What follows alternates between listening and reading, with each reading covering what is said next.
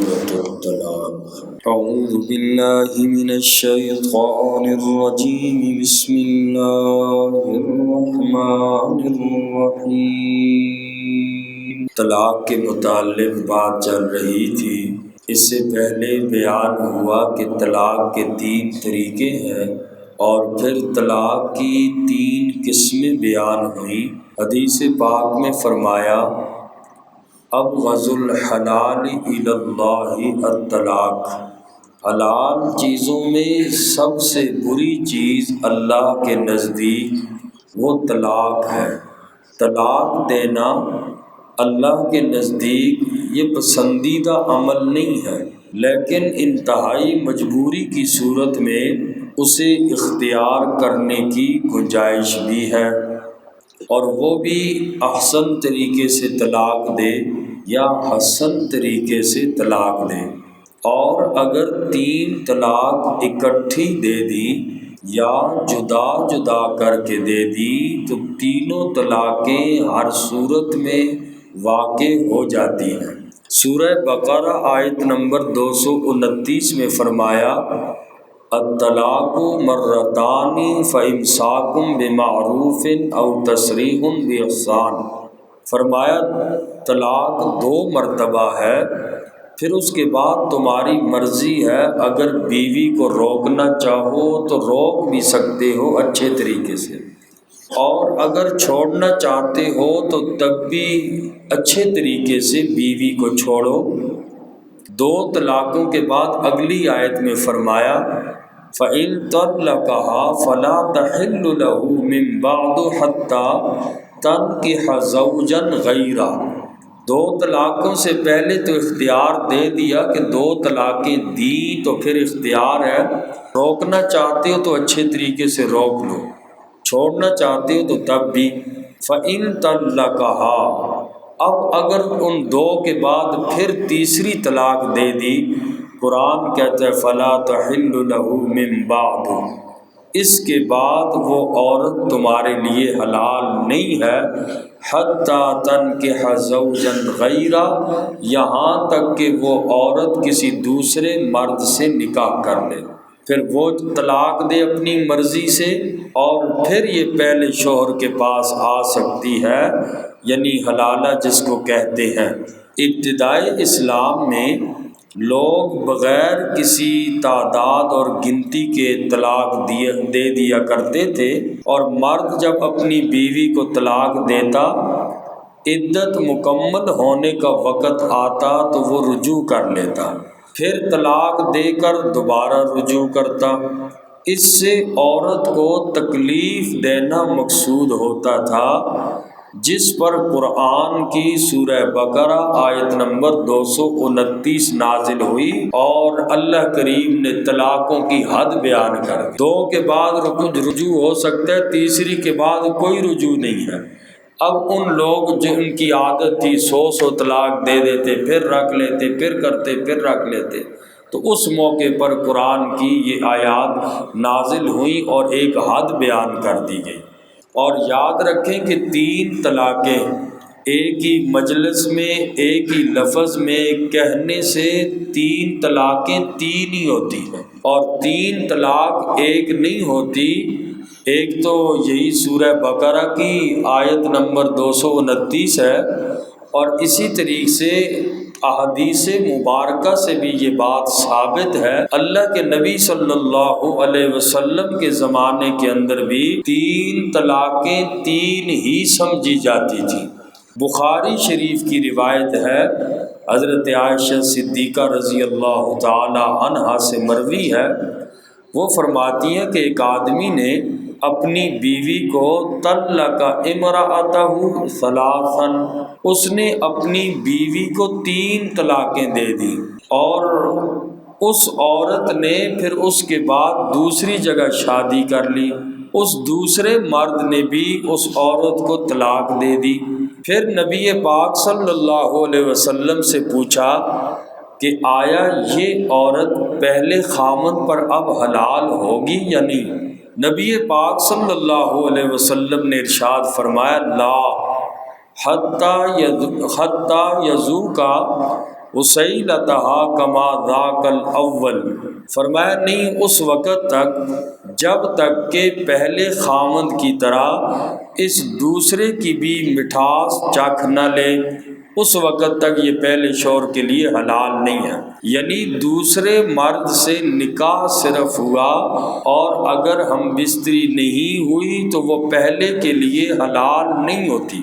صرف نکاح سے، نکاح صرف کرنا کافی نہیں ہے، یہاں تک کہ وظیفہ زوجیت بھی ادا کرنا ضروری ہے۔ اور اسی طرح ایک اور روایت ہے حضرت عویمر عجلانی رضی اللہ تعالی عنہ کی کہ انہوں نے نبی پاک صلی اللہ علیہ وسلم کے سامنے اپنی بیوی کو ایک ہی مجلس میں 3 طلاقیں دی تھیں، اور نبی پاک صلی اللہ علیہ وسلم نے ان 3 طلاقوں کو 3 نافذ فرما دیا تھا۔ اسی طرح ایک اور روایت بھی ہے حضرت حسن بن علی رضی اللہ تعالی عنہ، انہوں نے اپنی بیوی کو ایک ساتھ 3 طلاقیں دے دی تھی۔ حضرت حسن بن علی، حضرت سیدنا علی رضی اللہ تعالی عنہ کے بڑے جو صاحبزادے تھے حضرت حسن رضی اللہ تعالی عنہ، انہوں نے اپنی بیوی کو 3 طلاقیں اکٹھی دے، اور اس کے بعد انہوں نے فرمایا اذهبی فانت طالق، یعنی ثلاثا، بیوی کو 3 طلاقیں دی۔ اور پھر کوئی ایسا ہوا کہ بیوی کی طرف سے یعنی ایسی باتیں ہوئیں کہ بیوی چاہتی تھی کہ میں دوبارہ واپس ہو جاؤں، ایسے اس نے الفاظ کہے تو حضرت حسن رضی اللہ تعالی عنہ نے بھی فرمایا رجوع کر لوں، لیکن فرمایا اگر میں نے اپنے نانا سے یہ نہ سنا ہوتا کہ جس شخص نے اپنی بیوی کو اکٹھی 3 طلاقیں دی ہوں تو وہ عورت اس کے لیے حلال نہیں ہوگی یہاں تک کہ وہ دوسرے شوہر سے شادی نہ کر لے۔ حضرت حسن نے فرمایا اگر میں نے اپنے نانا سے یہ نہ سنا ہوتا تو میں اپنی بیوی سے رجوع کر لیتا، لیکن اب رجوع ہے ہی نہیں، میں نے اس کو 3 طلاقیں دے دی ہیں۔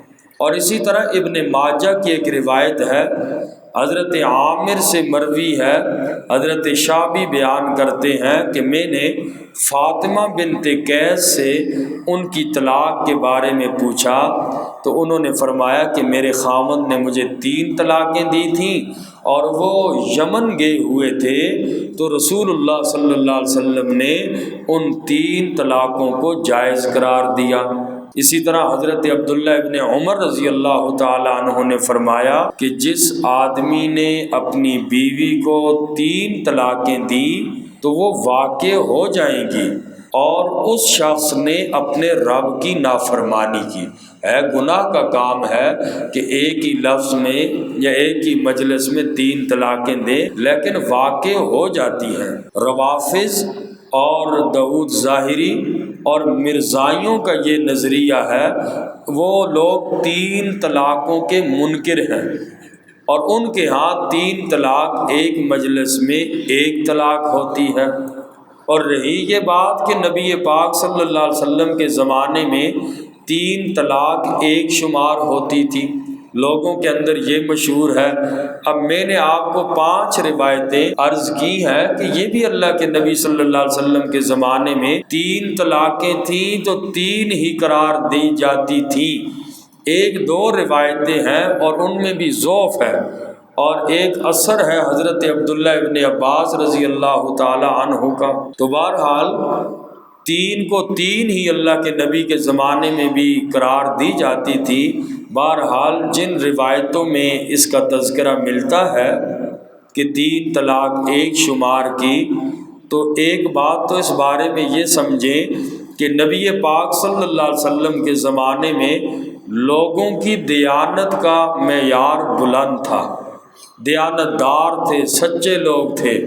اگر ایسے الفاظ استعمال کرتے کہ ایک ہی مجلس میں 3 طلاق کہہ دیتے تو ان کی مراد یہ ہوتی تھی کہ ہم نے طلاق 1 دی ہے، باقی 2 طلاقیں پہلی کی تاکید ہیں، یعنی طلاق ہم نے ایک ہی دی، وہ یوں فرماتے کہ طلاق ایک ہے، باقی جو ہم نے 2-3 مرتبہ کہا یہ پہلی پر تاکید ہم نے کر دی کہ واقعی سچی پکی طلاق ہوگی، تو آقا علیہ السلام اس کو ایک قرار دیتے تھے۔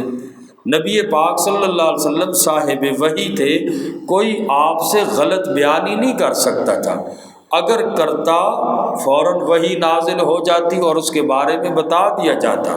صحیح بخاری کی روایت ہے، حضرت عمر رضی اللہ تعالیٰ عنہ سے مروی ہے، انہوں نے فرمایا کہ رسول اللہ صلی اللہ علیہ وسلم کے زمانے میں لوگوں کا مواخذہ وحی کے ذریعے کیا جاتا تھا، اور اب وحی کا سلسلہ ختم ہو چکا ہے، اب تم لوگوں کی پکڑ تمہارے ظاہری اعمال پر ہوگی۔ اور حضرت عمر رضی اللہ تعالیٰ عنہ کی فراست تھی، فرمایا کہ اس زمانے میں لوگوں کی دیانت کا معیار کم ہو گیا ہے، لوگ کثرت کے ساتھ اکٹھی 3 طلاقیں دینے لگے اور 3 دے کر دعویٰ ایک کا کرتے، تو حضرت عمر رضی اللہ تعالیٰ عنہ نے تاکید کی نیت والی بات قبول کرنے سے منع فرما دیا۔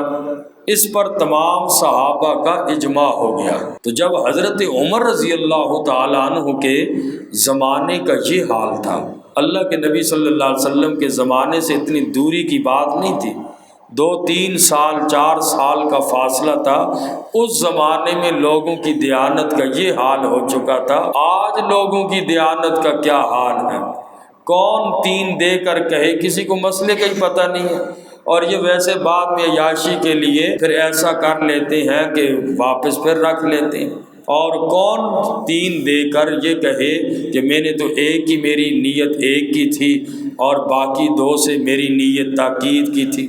تو یاد رکھیں کہ احکام کی پابندی قانون اور دباؤ سے نہیں کرائی جا سکتی۔ حکومتیں قانون بناتی ہیں، لوگ چور دروازے کھول لیتے ہیں۔ احکام پر عمل اسی وقت ممکن ہے کہ جب دل میں اللہ کا ڈر ہو، اللہ کا ڈر ہو، آخرت میں مواخذے کا یقین ہو۔ کتنے ایسے لوگ ہیں جنہوں نے مسائل پوچھتے ہیں اور پھر دوبارہ رکھی ہوئی ہیں، کہتے ہیں کہ جی چھوٹے چھوٹے بچے، اب مجبوری ہے۔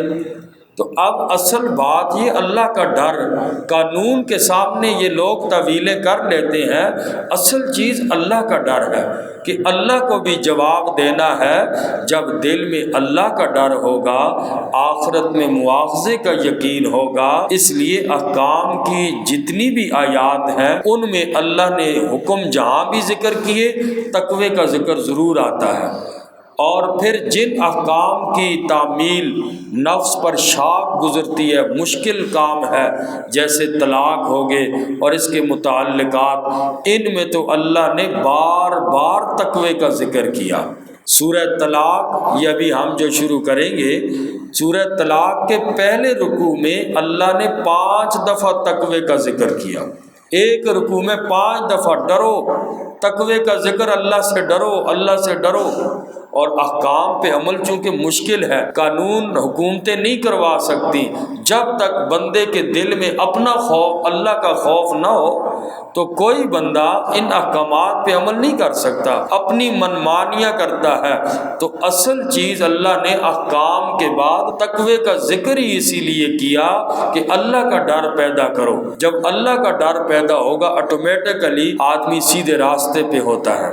آخرت کا ڈر ہو، اللہ کا ڈر ہو، پھر دیکھو ظلم خود بخود ختم ہوگا، جھوٹ ختم ہوں گے، ہر گناہ کے کام ختم ہوں گے۔ آج اللہ کے سامنے کھڑے ہونے کا یقین ہی نہیں، وہ ڈر ہی نہیں کہ رب کو بھی جواب دینا ہے، کہتے ہیں بس یہی ہے جی، جہاں آگے کا معاذ اللہ دیکھا جائے گا۔ اس حد تک لوگ دلیر ہو چکے، اور پھر اگر یہ چیزیں ہوں گی، اللہ کا ڈر ہوگا، تو لوگوں کو حساب پھر نہیں دینا پڑتا، پھر اللہ کو دینا پڑتا ہے۔